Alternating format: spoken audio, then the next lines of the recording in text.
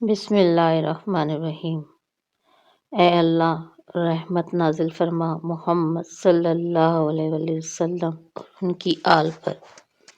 اے معبود، اے وہ جس کی توصیف سے وصف کرنے والوں کے توصیفی الفاظ قاصر ہیں، اے وہ جو امیدواروں کی امیدوں کا مرکز ہے، اے وہ جس کے ہاں نیکوکاروں کا اجر ضائع نہیں ہوتا، اے وہ جو عبادت گزاروں کے خوف کی منزل منتہا ہے، اے وہ جو پرہیزگاروں کے خوف و ہراس کی حد آخر ہے۔ یہ اس شخص کا موقف ہے جو گناہوں کے ہاتھوں میں کھیلتا ہے اور خطاؤں کی باغوں نے جسے کھینچ لیا ہے اور جس پر شیطان غالب آ گیا ہے۔ اسی لیے تیرے حکم سے لاپرواہی کرتے ہوئے اس نے ادائے فرض میں کوتاہی کی ہے اور فریب خوردگی کی وجہ سے تیری منتہات میں کمی کی ہے۔ گویا وہ اپنے کو تیرے قبضہ قدرت میں سمجھتا ہی نہیں اور تیرے فضل و احسان کو جو تو نے اس پر کیے ہیں مانتا ہی نہیں، مگر جب اس کی چشم بصیرت واہ ہوئی اور اس کو ری و بے بصری کے بادل اس کے سامنے سے چھٹے تو اس نے اپنے نفس پر کیے ہوئے ظلموں کا جائزہ لیا اور جن جن امور پر اپنے پروردگار کی مخالفتیں کی تھیں ان پر نظر دوڑائی تو اپنے بڑے گناہوں کو واقعتاً بڑا پایا اور اپنی عظیم مخالفتوں کو حقیقتاً عظیم پایا، تو وہ اس حالت میں ہے کہ تجھ سے امیدوار بھی ہے اور شرمسار بھی ہے، تیری جانب متوجہ ہوا اور تجھ پر اعتماد کرتے ہوئے تیری طرف راغب ہوا اور یقین و اطمینان کے ساتھ اپنی خواہش و آرزو کو لے کر تیرا قصد کیا اور تیرا خوف لے خلوص کے ساتھ تیری بارگاہ کا ارادہ کیا، اس حالت میں کہ تیرے علاوہ اسے کسی سے غرض نہ تھی اور تیرے سوا اسے کسی کا خوف نہ تھا۔ چنانچہ وہ عاجزانہ صورت میں تیرے سامنے آ کھڑا ہوا اور انکساری سے اپنی آنکھیں زمین میں گاڑ لیں اور عاجزی اور انکساری سے تیری عظمت کے آگے سر جھکا لیا اور عز و نیاز مندی سے اپنے پس پردہ جنہیں تو اس سے بہتر جانتا ہے تیرے آگے کھول دیے اور عاجزی سے اپنے وہ گناہ جن کا تو اس سے زیادہ حساب رکھتا ہے ایک ایک کر کے شمار کیے اور داد و فریاد کرتا ہے ان بڑے گناہوں سے جو تیرے علم میں ہیں، اس کے لیے مہلک اور ان بدعمالیوں سے جو تیرے فیصلے کے مطابق اس کے لیے رسوا کن ہے، وہ گناہ کے جن کی لذت جاتی رہی ہے اور ان کا وبال ہمیشہ کے لیے باقی رہ گیا ہے۔ اے میرے معبود، اگر تو اس پر عذاب کرے تو وہ تیرے عدل کا منکر نہیں ہوگا اور اگر اس سے درگزر کرے اور ترس کھائے تو وہ تیرے عفو کو کوئی بڑی بات نہیں سمجھے گا، اس لیے کہ تو وہ پروردگار کریم ہے جس کے نزدیک یہ کوئی بڑی بات نہیں ہے کہ بڑے سے بڑے گناہ کو بھی بخش دینا۔ اچھا تو ہے میرے معبود، میں تیری بارگاہ میں حاضر ہوں تیرے حکم دعا کی اطاعت کرتے ہوئے اور تیرے وعدہ کا ایفا چاہتے ہوئے جو قبولیت دعا کے متعلق تو نے اپنے اس ارشاد میں کیا ہے، مجھ سے دعا مانگو تو میں تمہاری دعا قبول کروں گا۔ اے اللہ محمد اور ان کی آل پر رحمت نازل فرما اور اپنی مغفرت میرے شامل حال کر، جس طرح میں اپنے گناہوں کا اقرار کرتے ہوئے تیری طرف متوجہ ہوا ہوں اور ان مقامات سے جہاں گناہوں سے ملغوب ہونا پڑتا ہے، جس طرح سے میں نے اپنے نفس کو تیرے آگے ڈال دیا اور اپنے دامن رحمت سے میری پردہ پوشی فرما، جس طرح مجھ سے انتقام لینے میں صبر و حلم سے کام لیا ہے، اے اللہ اپنی اطاعت میں میری نیت کو استوار کر دے اور اپنی عبادت میں میری بصیرت کو قوی کر دے اور مجھے ان اعمال کے بجا لانے کی توفیق دے جن کے ذریعے تو میرے گناہوں کے میل کو دھو ڈالے، اور جب مجھے دنیا سے اٹھائے تو اپنے دین اور اپنے نبی محمد صلی اللہ علیہ وسلم کے آئین پر اٹھا۔ اے میرے معبود، میں اس مقام پر اپنے چھوٹے بڑے گناہوں سے، پوشیدہ اور آشکارا معصیتوں سے اور گزشتہ اور موجودہ لغزشوں سے توبہ کرتی ہوں۔ اس شخص کی سی توبہ جو دل میں معصیت کا خیال بھی نہ لائے اور گناہ کی طرف پلٹنے کا تصور بھی نہ کرے۔ خداوند، تو نے اپنی محکم کتاب میں فرمایا ہے کہ تو بندوں کی توبہ قبول کرتا ہے اور گناہوں کو معاف کرتا ہے اور توبہ کرنے والوں کو دوست رکھتا ہے، لہٰذا تو میری توبہ قبول فرما جیسا کہ تو نے وعدہ کیا ہے، اور میرے گناہوں کو معاف کر دے جیسا کہ تو نے ذمہ لیا ہے، اور حسب قرارداد اپنی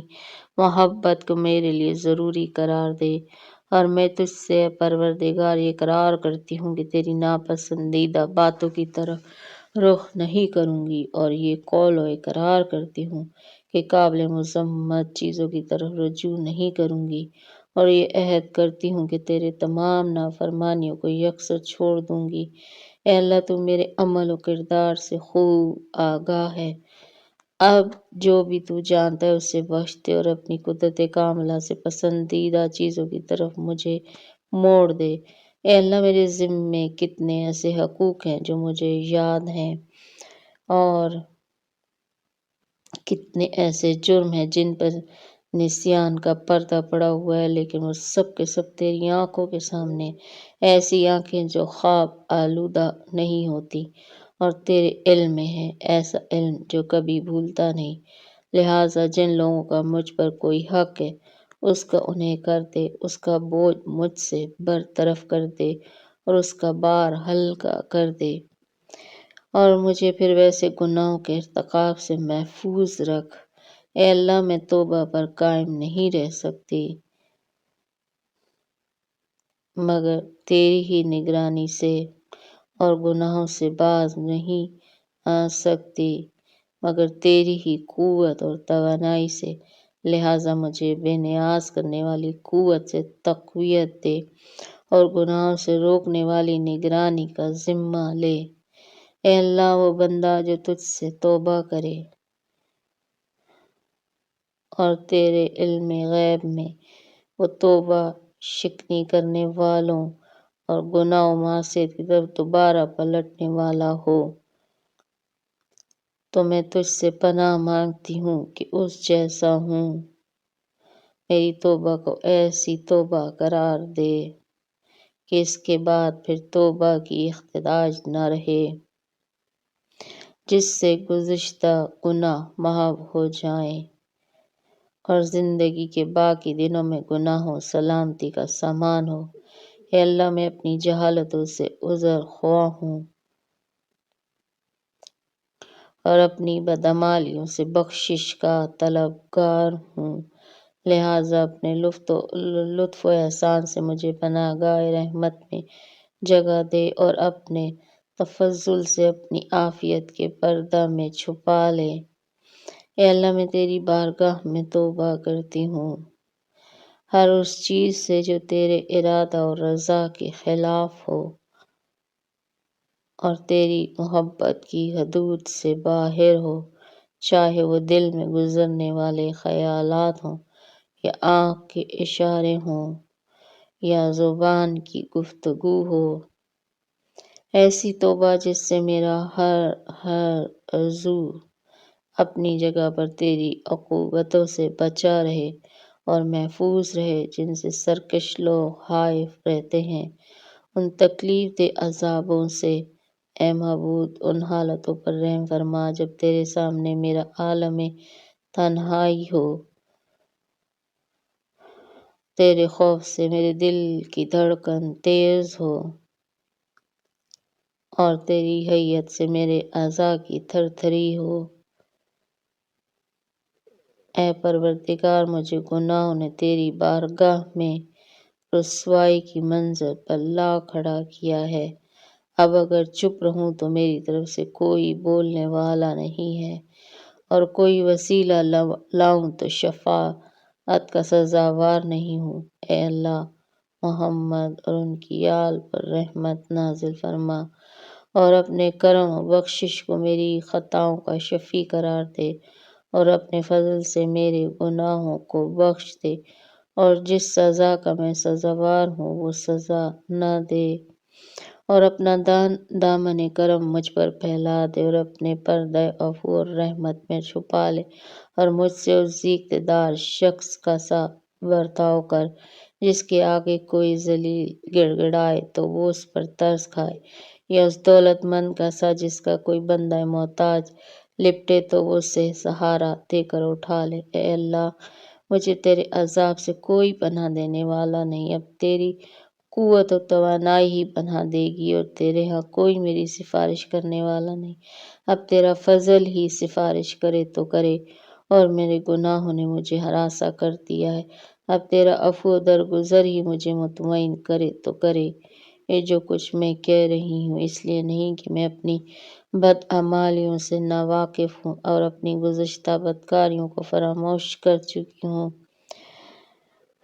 بلکہ اس لیے کہ تیرا آسمان اور جو اس میں رہتے سہتے ہیں،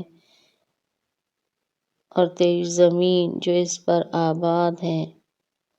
میری ندامت کو جس کا میں نے تیرے سامنے اظہار کیا ہے، اور میری توبہ کو جس کے ذریعے تجھ سے پناہ مانگی ہے، سن لے، تاکہ تیری رحمت کی کار فرمائی کی وجہ سے کسی کو میرے حال زار پر رحم آ جائے، یا میری پریشان حالی پر اس کا دل پسیچے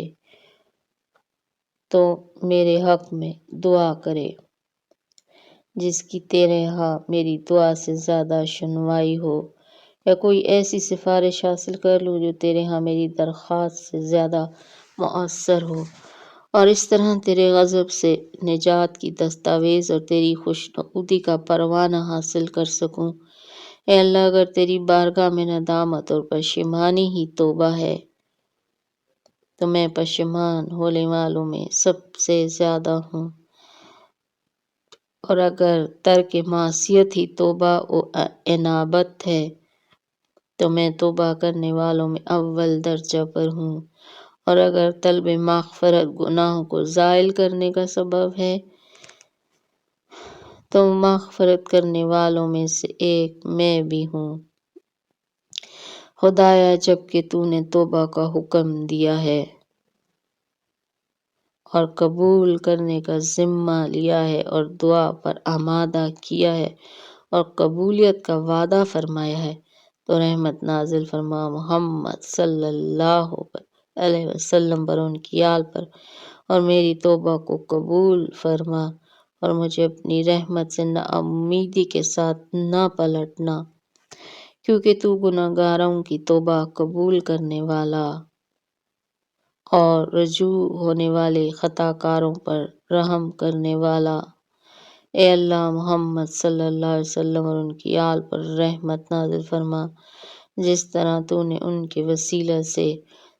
رحمت نازل کی، جس طرح ان کے ذریعے ہمیں گمراہی کے بھنور سے نکالا، تو محمد ایسی رحمت جو قیامت کے روز ہماری سفارش کرے اور تجھ سے احتجاج کے دن ہماری اس لیے کہ تو ہر چیز پر قدرت رکھتا ہے، اور یہ امر تیرے لیے سہل اور آسان ہے۔ اے اللہ محمد اور آل محمد پر رحمت نازل فرما جو طاہر ہیں۔